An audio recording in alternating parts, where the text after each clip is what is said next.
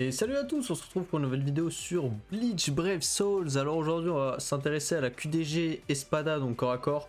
Alors du coup un peu comme semaine dernière, bon je me suis pris un peu tard donc j'ai fait des recs de mes runs un peu rapides. Là où je fais à l'heure actuelle, bon on est au reset donc c'est le Kira en quart donc c'est normal.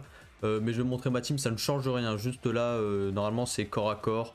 Il y a les dégâts, du coup c'est le corps à corps, c'est pas la range, donc c'est des dégâts qui sont rouges qui sont multipliés par 2. L'altération au sol, c'était du weaken, donc de l'affaiblissement. Donc voilà, après il n'y a rien d'autre qui change, juste les dégâts aussi qui sont x3 et pas x5. Donc voilà.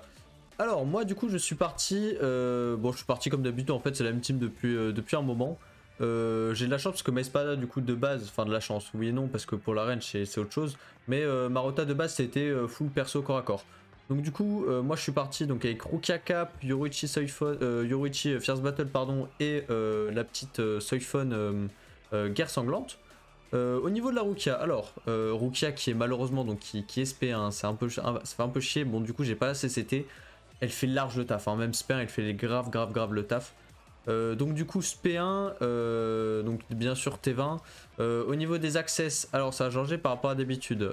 En général, bon, classique du coup 7-2T, 7-2T, pilule et vignette. D'habitude, sur le genre de rota, c'est plus 7-2T, corps céleste, vignette. À savoir que vignette, du coup ça marche bien, hein, pour ceux qui ne savent pas. Même si déjà elle a le double killer, donc du coup elle a le double killer, elle a Espada à rencard, du coup la vignette ça marche et c'est meilleur que le bracelet. Surtout sur ce personnage qui a le double killer, faut mieux favoriser la vignette que le bracelet. Et du coup bah, j'ai pris la pilule à la place du corset parce que du coup bon les dégâts c'est pas trop ça. Rukia elle est plus là pour pas que les mobs et Medona, donc surtout Yoruichi, pour taper les boss. Donc elle c'est juste pour clean et pour proc le gel. Du coup le corset bon ça me sert pas à grand chose étant donné que j'ai même pas assez CT, donc je perds beaucoup de dégâts. Du coup j'ai testé les deux bien sûr, je trouvais que ça beaucoup mieux sans le corset, du coup je suis parti sur la pilule. Au niveau des links, bon du coup je suis parti sur du triple Sarsad, enfin exception avec de la perf pour la Orime. Du coup bah, je favorise un maximum, même si c'est une run de moins de 20 secondes, je favorise un maximum le temps de recharge juste pour proc de ouf les boss, donc c'est ça le but, hein, c'est vraiment de proc le gel et que les nades tapent par derrière. Du coup bah, j'ai le Ulcura des 3 ans qui a dégâts des attaques puissantes 25%, temps de recharge 10%, qui est FT du coup avec le 502 SP. La Orihime du coup qui a 20% de perf, 10% de temps de recharge, donc qui est trans bien sûr. Bon malheureusement je l'ai eu SP4 d'ailleurs aujourd'hui, donc ce matin, pas SP5, donc c'est un peu dommage, je perds un petit peu mais c'est pas très grave. Et le Byakuya donc qui a 18% des attaques puissantes et temps de recharge 10%. Alors celui-là je l'ai mis, j'avais la Riruka Noël, mais bon il a le 502 SP, alors il est pas trans parce que j'avais autre chose à trans. Mais du coup, bon, il a le 502 SP, donc c'est comme si c'était SP1 qui était trans, donc ça compense. Mais voilà, c'est pas... Après, il y a d'autres choix, bien sûr, ça dépend de ce que vous avez en personnage. D'ailleurs, j'aurais pu faire quelque chose, bah, vous savez quoi, je viens de me rendre compte, mais... Il y a eu la résu du petit Yamaji qui est sorti ce matin, d'ailleurs. Et c'est vrai que du coup, bah, lui aussi, il a eu... Alors, c'est devenu... Ouh là, je descends un peu... Du coup, c'est devenu un Sarsad. Oui, voilà, il est là. Donc c'est un Sarsad, et c'est vrai qu'il aurait eu plus de stats. Alors il a 502 SP, il est pas trans, mais c'est vrai qu'il aurait donné plus de stats si je l'avais eu, parce que du coup j'ai reset hier. Donc ouais, il aurait donné déjà beaucoup plus de stats, enfin beaucoup. Voilà, mais s'il a été trans, c'est vrai que ça aurait été pas mal. Mais voilà, sinon, bon, donc vous prenez du Sarsad, ça dépend de ce que vous avez en team, bien sûr, à chaque fois ça dépend toujours. Mais moi c'est ce que je joue, j'ai testé plusieurs compos et c'est ce qui me correspondait le mieux, surtout au niveau du main. Alors ensuite, alors désolé, je l'ai même pas vu, donc du coup basique, hein, au niveau T20, c'est perfection break def, hein. Comme d'habitude c'est un main, on va favoriser surtout l'aspect. Enfin favoriser ça, c'est SP et strong, entre guillemets, les subs profitent aussi du break def, donc c'est pour ça que je suis allé dessus. Au niveau des deux subs, alors Yoruichi, donc du coup qui est FT avec le 500 d'attaque. Au niveau des accessoires, du coup Golden Chappie et Appa. Alors ceux qui ne le savent pas, j'en ai vu beaucoup. Les deux sont très bien, mais l'Appa reste meilleur que le bracelet. Sur ce, globalement, ça sera toujours vignette. Alors du coup là on peut pas être de vignette vu que c'est un killer espada et qu'il n'y a pas de vignette killer d'espada. Mais le meilleur c'est toujours vignette Appa, bracelet. Le bracelet c'est le troisième. Donc c'est très bien si vous n'avez pas le Golden Chappie, admettons, parce que vu que c'est un item assez rare à dropper. Si vous avez Golden Chappie, le mieux c'est l'Appa et pas le bracelet. Après bon, la différence c'est pas insane, mais l'Appa reste quand même mieux au niveau des stats. En ligne, du coup je suis parti sur Ukitake, du coup attaque normale 20%, mais c'est parce qu'il est trans, donc du coup j'ai préféré le mettre. Tsukishima qui a 20% d'attaque normale et 16% de perf, donc Link incroyable, qui est SP5 du coup, SP5 avec le 500 d'attaque et qui est trans, du coup je gagne énormément de stats.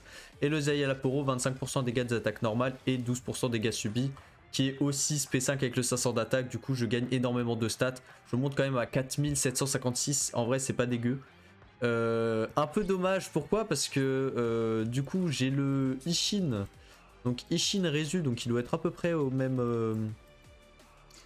ce Ishin là, attendez, hop, je le retrouve. Bah il est là.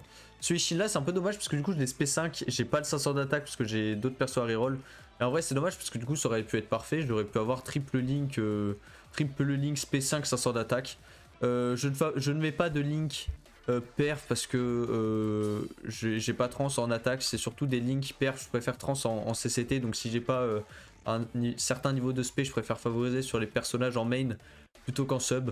Donc voilà, donc ça suffit largement d'avoir des 25 nad ou des 20, bon c'est un peu le moins bon, mais voilà, après là j'ai le 500 d'attaque dessus, donc ça compense, voilà. Ensuite au niveau du T20, alors ça c'est très particulier, moi je reset beaucoup, c'est à dire que je relance la run pour essayer de taper le meilleur score. Du coup je vais jouer Perfection Fléau Dégelé pour gagner un maximum de dégâts, sachant que c'est mon main, enfin c'est mon principal DPS en fait dans la run, vous verrez pourquoi avec la Soifon. Donc du coup Perfection Fléau Dégelé, je ne mets pas de résistance. C'est très chiant à reset, le mieux c'est de jouer résistance bien sûr si vous voulez avoir des runs pas mal, mais moi je joue sans parce que vu que je reset, ça peut être casse-couille, mais sur des très bonnes runs, il arrive que Yoruchi ne se tape pas le Waken, donc voilà, donc c'est possible, mais c'est vrai que niveau pratique entre guillemets, c'est pas le meilleur. Et ensuite du coup, mon troisième perso, donc mon boost, c'est la Soifon Guerre Sanglante. Alors pourquoi Soifon Guerre Sanglante? Bah parce que c'est un boost et que c'est un killer à rencard. Voilà, donc si vous n'avez pas de killer espada, le killer à rencard ça compense toujours. Étant donné que je l'ai SP5, enfin qu'elle est FT du coup avec le 500 d'attaque, bon il y a les dégâts qui... j'ai pas le dégât x5 mais elle fait quand même les dégâts, elle fait largement le taf. Au niveau du stuff du coup je suis parti bah, classique, hein, Golden Chappie et Appa du coup. Et au niveau des links, Tokinada, Zangetsu et Itsugaya. Alors au niveau des links, bon c'est un peu dommage parce que du coup le Zangetsu je l'ai SP5 avec le 500 d'attaque donc c'est parfait. Tokinada qui est SP5 donc j'ai toujours pas le 6ème slot parce que j'ai d'autres trucs à reroll et vu qu'il me sert plus trop, bon il servira qu'en ligne du coup. Et le petit Toshiro 25 perf donc qui est SP4 aussi donc pas SP5 mais qui est trans en attaque bien sûr, du coup Tokinada est trans aussi. Voilà donc ça monte un peu les stats. J'ai moins que sur la Yoruichi mais bon vu que son rôle principal c'est de boost, c'est pas très grave. Et au niveau du T20, alors le niveau du T20 c'est un peu particulier. Perfection Fléau Désaffaibli. Alors oui j'ai la flemme de changer le slot surtout en Espopo Instinct. Bon, je peux faire les stacks pour monter d'autres personnages donc je ne reset pas parce que du coup je m'en sers pour la rota Arrancar mêlée, cette Soifon. Du coup vu que son but c'est pas vraiment de faire des dégâts, elle est là pour support un peu. Elle fait des dégâts bien sûr mais c'est pas bon, le 20% de Fléau dégelé c'est pas ce qui va non plus me faire gagner grand chose. Donc du coup je préfère rester sur le Fléau désaffaibli, comme ça je n'utilise pas trop de Espopo chaque semaine, enfin à chaque cycle. Et voilà donc la petite perfection qui carry quand même. Voilà donc ça c'est ma team personnellement. Alors du coup vous allez voir sur le record, donc j'ai pris une run à 43 à peu près, voilà j'ai pas trop non plus reset. À savoir que mon record c'était avec la même team, hein. Je crois qu'il n'y avait rien quasiment qui changeait. J'avais réussi à faire 45 635. Mais voilà donc les boss c'était pas, enfin c'était plus avantageux pour moi. Du coup voilà, bon 43 c'est déjà nickel, tant que je prends plus de 40 personnellement ça me va parfaitement. Mais voilà donc là tout de suite je vais vous laisser au gameplay, vous allez voir.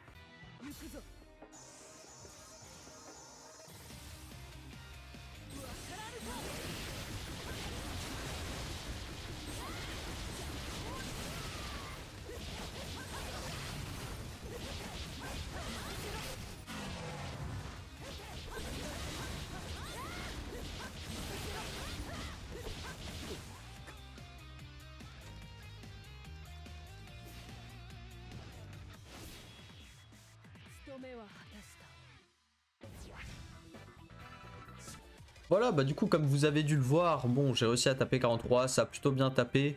La run était pas, elle était bien, mais un peu dommage sur l'aspect. La fin, j'ai un peu loupé, du coup Yorichi a un peu monté, donc bon j'ai pas perdu grand chose, mais c'était quand même correct. Voilà, donc la vidéo est finie. Donc si elle vous a plu, n'hésitez pas à vous abonner, à mettre un petit pouce bleu. Si vous avez la moindre question, bah, n'hésitez pas, il y a le champ en commentaire pour poser des questions. Si je peux vous aider sur les Rotaku DG, parce que je sais que ça peut être galère maintenant vu qu'il y a les nouveaux cycles et tout. Il y a le Discord aussi si ça vous intéresse. Le Discord ou même sur Twitch. Si vous avez vraiment la moindre question, n'hésitez pas. Je suis là pour vous aider, pour répondre à vos questions. Donc voilà, donc sur ce, la vidéo est finie. On se retrouve pour une prochaine vidéo. Portez-vous bien. À la prochaine.